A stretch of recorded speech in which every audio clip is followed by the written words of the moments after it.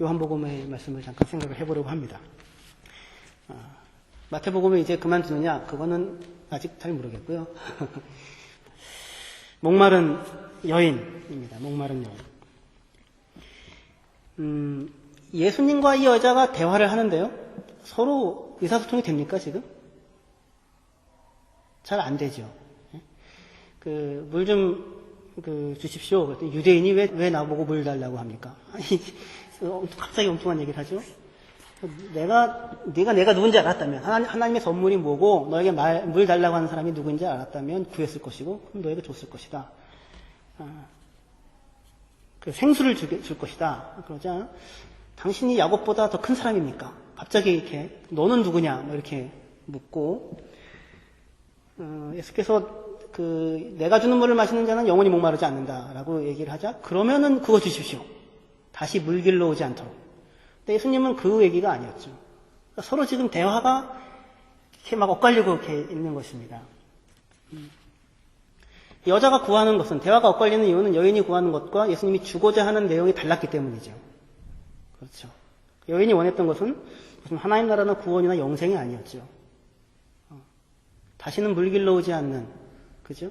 이 갈증과 갈급함 속에서도 다시는 물 길러 오지 않는 그런 물이 세상에 있어? 그거 있으면 나 한 번 주십시오. 그렇게 물었던 것입니다. 그런 여인이 이후에 사마리아 동네에 나가서 내가 메시아를 만났다라고 전하는 여인이 됩니다. 놀라운 변화지요. 대부분의 경우 사람이 처음부터 뭔가를 알아가지고 예수를 믿는 게 아닌 것 같습니다. 처음부터 나는 하나님 나라와 의와 구원의 깊은 진리를 깨닫고 하나님과 동행하는 온전한 삶, 그것이 너무너무 매력적이어서 예수를 믿겠다라고 한 것이 대부분 아니었을 것입니다. 대부분 자기의 필요와 요구가 있어서 목말라서 예수께 찾아오는 것이죠. 그리고 자기가 공공하고 어려울 때에 예수를 찾고 하나님을 찾게 됩니다. 이 여인도 그런데 그렇게 찾았는데 예수님을, 영생을 만나게 됩니다. 이 여인뿐만 아니라 사도행전 3장에서도 성전 미문에 앉아서 구걸하던 안진뱅이가 구원을 바랬던 것이 아니었죠. 그냥 무엇을 얻을까 하여 베드로를 쳐다봤습니다. 그러니까 돈 좀 어떻게 좀 얻을까 하여 쳐다봤습니다. 그런데 눈이 마주치고 따가운 시선을 느낀 베드로가 금과 은은 나한테 없는데 내게 있는 것으로 너에게 주겠다. 예수의 이름으로 너에게 주겠다. 이렇게 하여서 근원적인 구원과 해결을 받게 됩니다. 이 내용들, 우리가 이런 만남들, 성경에서 만나는 많은 예수님과 사람들과의 만남을 통해서 우리가 확인할 수 있는 것은 사람은 영적인 일에 대해서 무지하다는 것입니다. 그래서 사람들은 일에게 중요한 것은 일차적인 필요는 자기의 갈증이고 자기의 갈급함이고 돈이죠. 무엇인가를 얻을까 하여입니다. 그러한 사람이 영적인 일에 대하여, 천국에 대하여, 영생에 대해서 눈을 뜨게 된다면 그건 전적으로 누구의 은혜이겠습니까? 그것은 하나님의 은혜인 것입니다. 예수께서 행로에 권해지도록 그 여인을 찾아갑니다. 갈릴리로 가셔야 하는데 사마리아를 지나가셔야만 하겠는지라 지나갑니다. 원래는 유대 사람들은 사마리아를 통과해서 가지 않고 항상 돌아서 갑니다. 왜냐하면 사마리아 땅은 더러운 땅이기 때문입니다.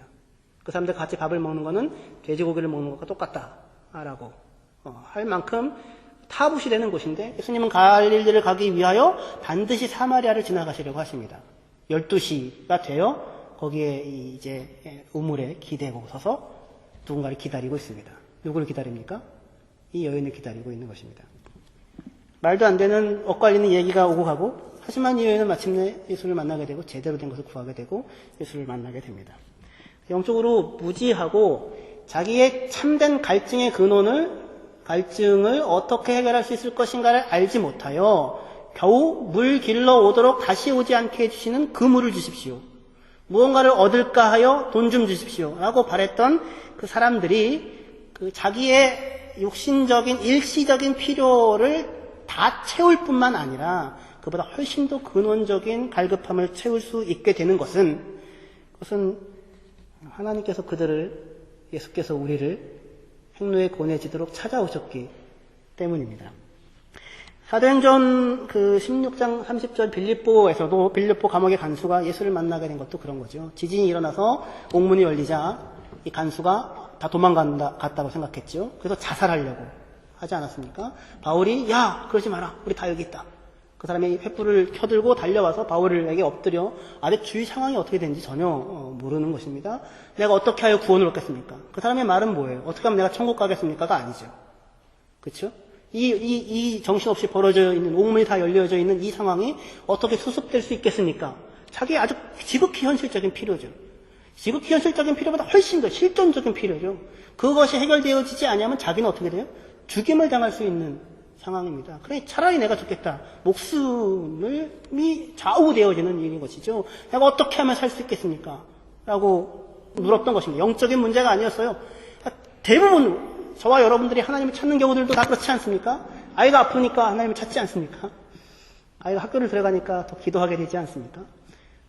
저희 요나가 이제 유치원에 가게 돼서 적응을 하기 시작했는데 조금 힘든가 봐요. 그래서 열도 나고 그러더라고요. 이 새삼스럽게 유나는 걱정 없어 그랬는데 기도를 하게 되더라고요. 우리가 다 육신적인 필요들을 가지고 찾아 나갑니다. 그리고 그들을 향하여 기도하고 구합니다. 그런데 거기에 대하여 답을 주시는데 하나같이 예수님의 성경의 대답은 무엇이었습니까? 주 예수를 믿으라. 그래야만 너와 내 집이 구원을 얻으리라. 라고 하는 대답이었습니다. 이게 무슨 뚱딴지 같은 이야기냐 할 수 있을지 모르겠지만 바로 그 대답 안에 그 여인은 자기의 갈급함이 해결되었고 돈 한 푼이라도 얻을까 하여 베드로를 쳐다봤던 사람은 걷게 되었고 금과 은은 내게 없지만 나사렛 예수 이름으로 너희 명하노니 일어나 걸어라. 전혀 새로운 인생을 살게 되었고 죽음 앞에 내몰렸던 간수는 주 예수를 믿으라 그래야만 너와 내 집이 구원을 얻으리라 라고 하는 말을 듣고 믿고 가족 전체가 세례를 받을 때에 영혼의 구원뿐만 아니라 그 상황에서 목숨의 위기에서 벗어나는 그 개인의 육신의 필요뿐만 아니라 근원적인 필요 전체를 예수 그리스도의 이름 가운데서 해결되어지는 것을 보게 됩니다. 근본적인 문제가 해결됩니다. 사람들은 다 영적인 그 일에 저도 무지한 편이고요. 면이 있고요. 아직 멀었습니다. 깊이 그 하나님의 나라에 그 뿌리를 내리며 그것을 온전히 누리며 살려면요. 여러분들도 마찬가지이지요. 무지합니다. 사마리아의 여인과의 대화도 그 무지함을 잘 드러내고 석학인 니고데모와의 대화에서도 그 무지함이 잘 드러납니다. 그렇죠? 거듭나지 아니하면 천국 못 가. 그랬더니 어머니 뱃속에 어떻게 또 들어간단 말입니까? 석학이 하실 얘기 같지는 않으신데. 근데 이제 그렇게 사람들이 하나님에 대해서 무지합니다. 영적인 일에 대해서 무지합니다. 그래서 참 하나님이 얼마나 전지전능하시고 모르는 것이 없는 분이신 줄 알아? 아주 그냥 귀신같이 알아맞혀. 그렇게 얘기를 하는 것은 우리가 생각할 수 있을 때에 그 전지전능은 귀신이에요. 귀신같이 알아맞혀. 무슨 쪽집게 무당 같아. 하나님이 쪽집게 무당이랑 비교할 뿐이 아닌데도 우리가 경험할 수 있는 영역이 이렇게 작은 거죠.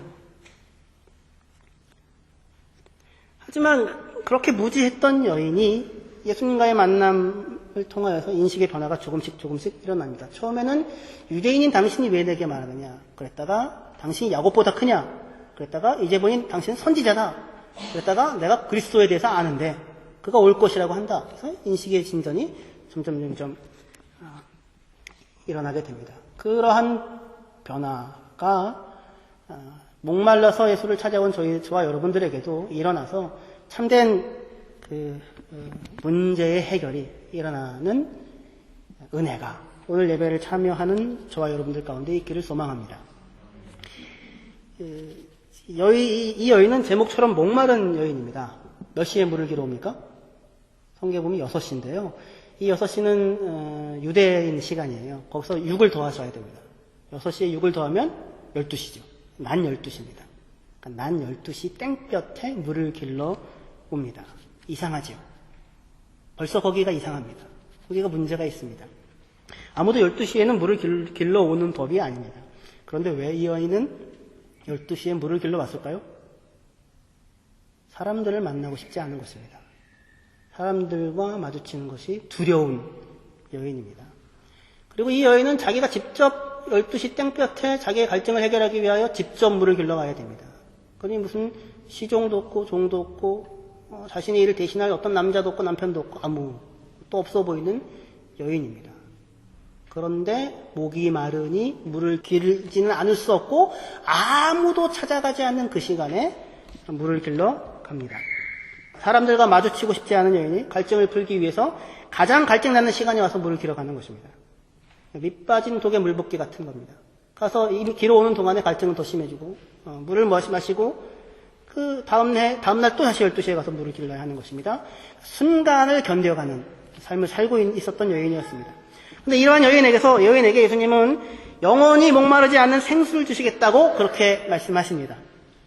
배에서 샘근원이 있어가지고 거기서 계속해서 물이 나와서 다른 곳으로 물들어 다니지 않아도 되게 하시겠다고 말씀하십니다. 이건 물론 영적인 차원의 얘기입니다. 실제로 예수님을 만나서 영생을 얻었다고 해도 그 여인은 다시 물들어 오겠죠. 근데 언제 물들어 오겠습니까? 이제는 더 이상 12시에 물들어 오지 않아도 되는 사람이 됩니다. 그는 서늘할 때 물들어 올 수 있는 사람이 되죠. 그 안에 다른 것이 생겼기 때문입니다. 그것을 예수께서 주시겠다고 하십니다. 다시는 물들어 다니지 않아도 되는 물을 주시겠다고 하시자 여인이 저에게 그럼 금을 주십시오. 이렇게 얘기합니다. 영생을 구하는 것이 아니고 여인은 아직도 육신의 갈증의 해결을 구하고 있습니다. 하지만 이 여인이 생각했던 것처럼 더 이상 물을 들어오지 않게 된다고 그 여인의 갈증이 해결되겠습니까? 그런 마술과 같은 물이 있다고 칩시다. 그 물이 집에 있다고 칩시다. 예수님이 그걸 주셨다고요. 그게 집이 있다고 해서 그 여인의 갈증이 해결되겠냐고요. 사람들의 눈을 피해서 자기를 위해 물 떠줄 어떤 사람도 없는 그 여인의 삶의 문제가 근원적으로 해결되겠습니까? 오히려 더 자기의 방에, 더 어두운 방에 갇히는 것 말고는 다른 것이 없을 것입니다. 그래서 물에 대한 이야기를 하던 예수님께서는 그래서 느닷없이 그녀에게 남편을 불러오라고 얘기를 합니다. 그러니까 그녀의 갈증의 근원에는 뭐가 있는 것입니까?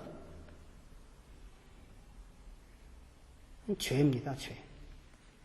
모든 갈증의 근원은 죄입니다. 죄라는 근원에서 다양한 병증들이 나타납니다. 그 죄의 다양한 병증 중에 하나가, 나타난 병증 중에 하나가 이 여인에게는 남자와 관련된 문제로 나타났던 것입니다. 4장 15절에요. 여자가 이르되 주여 그런 물을 내게 주사 목마르지도 않고 또 여기 물 기르러 오지도 않게 하옵소서. 여기 물 기르러 오지 않게 하옵소서. 그 물 주십시오. 그러자 예수님이 갑자기 그래? 너 네 갈증이 근원적인 문제가 해결되길 원하느냐? 그러면 가서 네 남편 불러와라. 그겁니다. 다시는 갈증 때문에 고통하지 않게 해주십시오. 그래? 그럼 가서 네 남편 불러와라. 네 죄가 문제다라고 얘기하는 것입니다. 여자가 대답하되 나는 남편이 없나이다. 예수께서 이르시되 내가 남편이 없다는 말이 옳도다. 너에게 남편 5이 있었고 지금 있는 자도 내 남편이 아니니 내 말이 참되도다. 여인에게 남편이 몇이 있었어요? 5명이 있었습니다. 결혼에 5번을 실패한 것이고 5번을 남자에게서 버림을 받은 것입니다. 당시에 이혼은 배타적으로 남자만 할 수 있거든요. 배타적으로 남자에 의해서 버림을 받았던 여인입니다. 5번을 실패했는데 지금도 어떤 남자와 살고 있습니다. 근데 결혼관계는 아닙니다. 끊임없이 12시에 물을 들어오는 여인처럼 사실은 누군가를 죽음으로 몰아넣었을 법도 한 여인의 일생이죠. 5번의 결혼과 5번의 실패와 지금도 유대인 여자로서 홀로 산다는 것이 얼마나 끔찍한 일입니까?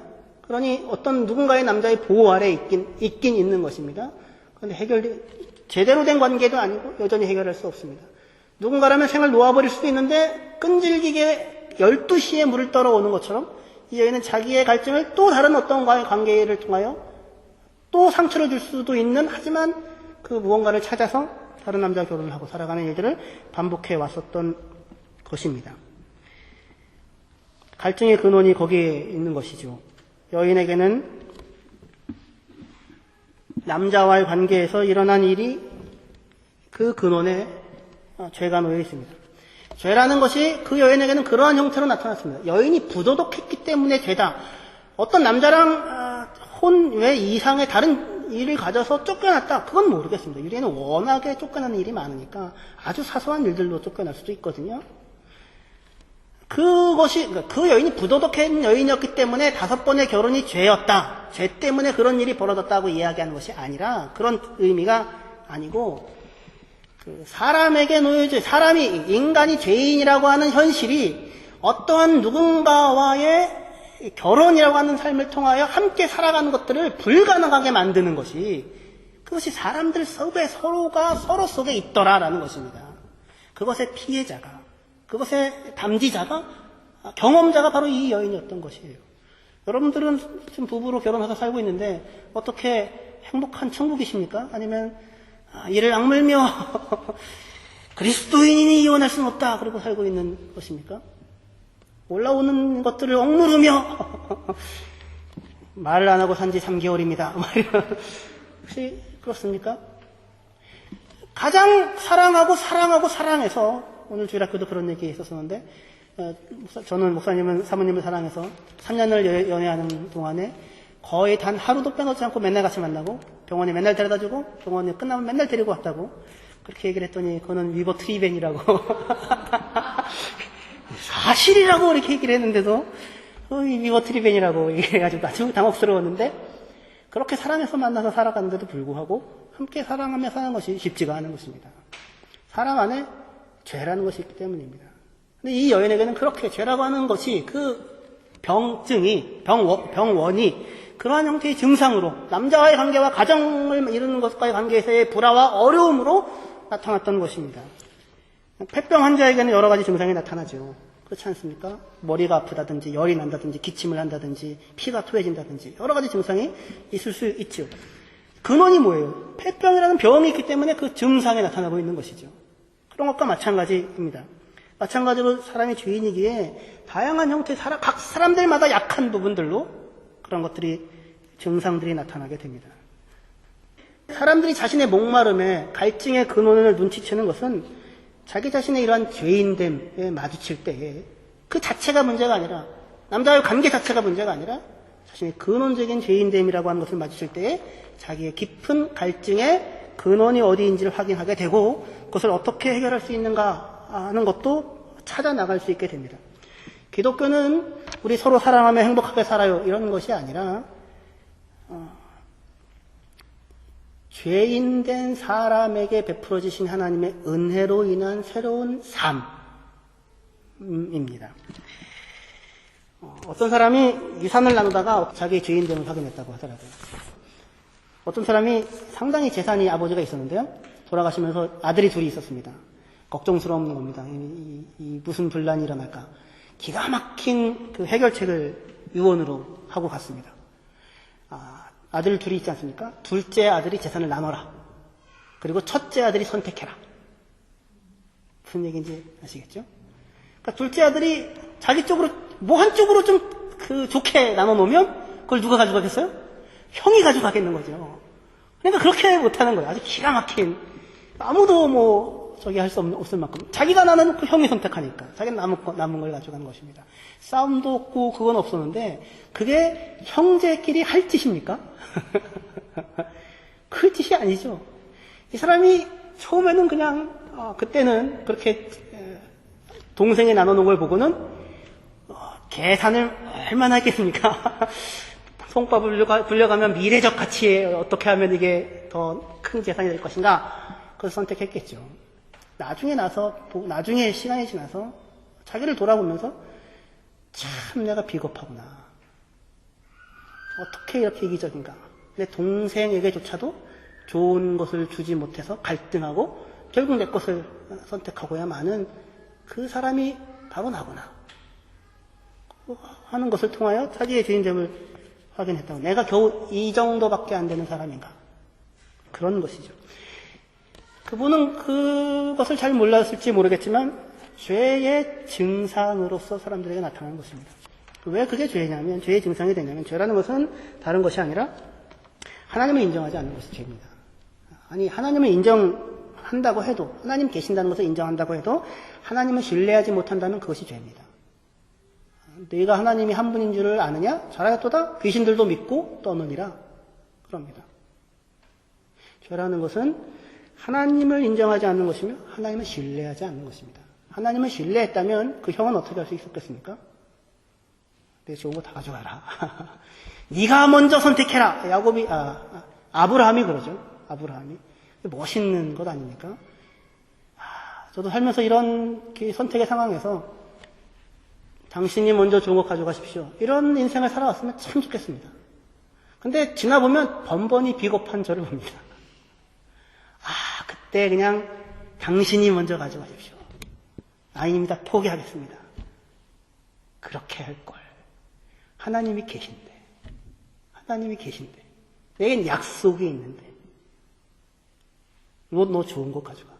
하나님께서 내게 약속해 주셨어. 이 땅을 너와 내 자손에게 줄 거야. 그러니까 멋있는 선택을 할 수 있는데, 죄인으로 안 살 수 있는데,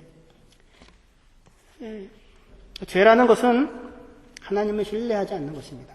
하나님을 인정하지 않는 것입니다. 그것이 나쁜 짓이라는 것이 아니라 하나님을 인정하지 않고 하나님을 신뢰하지 않는 것이 죄, 곧 갈증과 목마름을 만들어내는 것이라는 것이 그 가장 큰 중요한 내용입니다.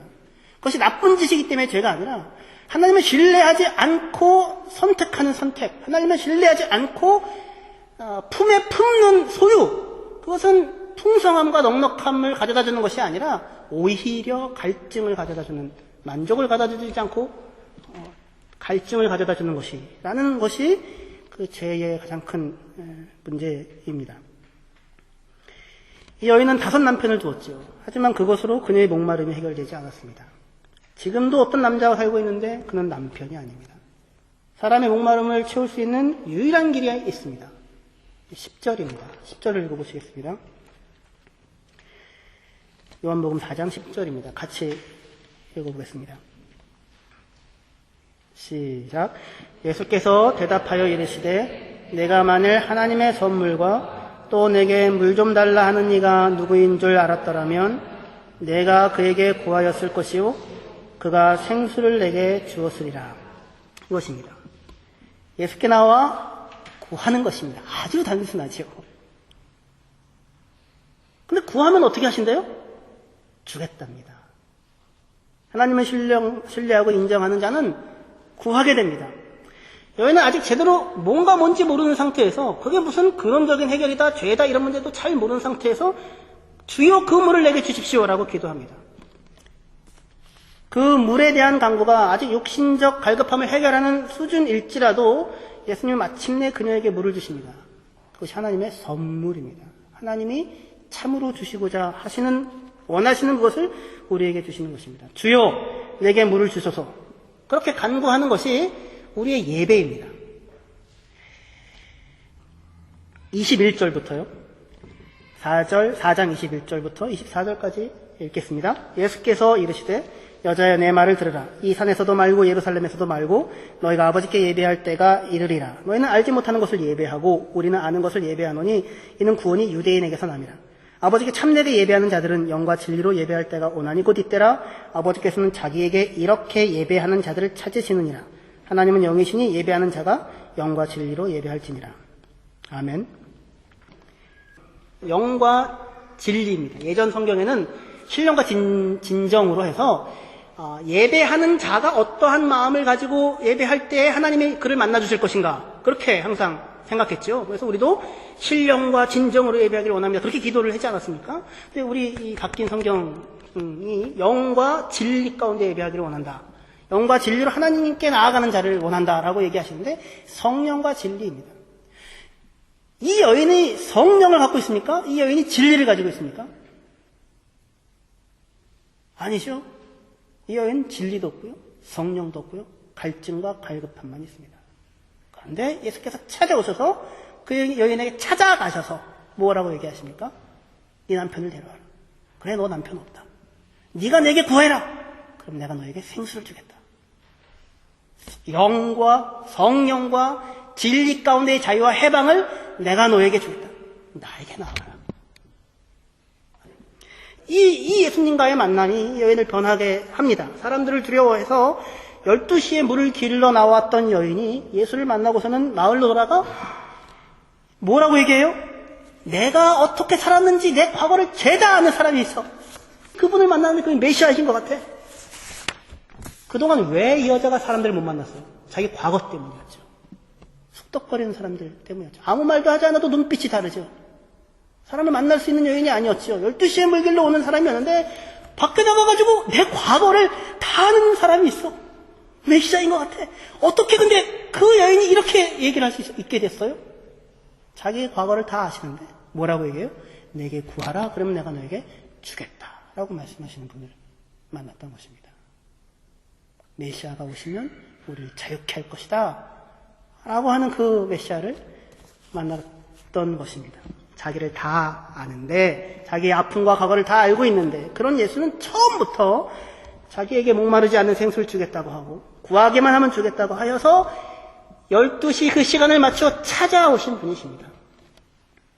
자기의 죄를 아는데 자기에게 은혜를 베푸시는 메시아와의 만남이 그날을 사람들에게 달려가 할 말이 있는 사람으로 만들게 되었습니다. 저희가 할 말이 아무것도 없었죠. 변명밖에 없었죠. 자기가 하고 싶은 말이 없었죠.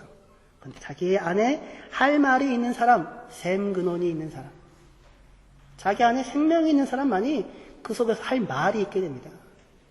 사람들에게 자기의 과거조차도 할 말이 있는 사람으로 만드시는 그 만남, 그것이 예배입니다. 예수께서 그를 찾아가셨고 여인은 그를 만났고 그에게 구했습니다. 그리고 그 여인은 생수를 얻게 되었습니다. 예배는 나를 찾아오신, 나를 찾고 계신 아버지께서 이렇게 지금 하나님께 예배하는 때가 오나니 곧 이때라. 지금입니다. 지금 우리가 앉은 이 자리 우리를 찾아오십니다. 우리를 찾고 계십니다. 12시에 시간을 맞춰서 거기까지, 이 자리까지, 여기 보면 하늘이 보이는데, 여러분이 앉은 자리에서 하늘이 안 보이죠. 제 자리에서는 하늘이 보이는데, 여기까지 찾아오신 것입니다. 찾아오셔서 성령과 진리를 준비하고 계시고, 내게 구하면 내가 주겠다고 하십니다. 너는 누구냐? 네 남편을 데리고 와라. 네 갈증의 근원이 무엇이냐? 죄다, 이겁니다. 내게 나와라. 구해라. 해결하겠다. 해결해 주겠다. 하나님의 사랑을 만나고, 그 하나님의 사랑에 응답하는 것. 그래야 할 말이 있는 사람, 자기의 과거가 부끄러움이 오히려 자랑이 되는 사람으로 살게 하는 것, 그 예배를 드리며 살아가는 사람으로 하나님께서는 우리를 세우시기를 원하십니다. 오늘부터 이제 집에 들어가셔서 여러분에게 있어서 그 하나님은 이렇게 찾아오시는 분이십니다. 성령과 진리로 우리가 준비한 것 아무것도 없지만 찾아가시면 넉넉하게 맞아주시고 새로운 생명을 주실 것입니다. 구하십시오. 이 물을 저에게 주십시오. 구하십시오. 영적인 것만이 아니어도 됩니다. 여러분들의 현재의 어려움이어도 상관없습니다. 다시는 이 물을 길러오지 않게 해주십시오. 거기가 통로입니다. 무엇을 얻을까 하여 거기가 통로입니다. 목숨이 위험에 있을 때의 그 간수가 저를 좀 살려주십시오. 거기가 통로입니다. 나아가십시오. 구하시면 하나님께서 준비하신 것으로 허락해 주실 것입니다.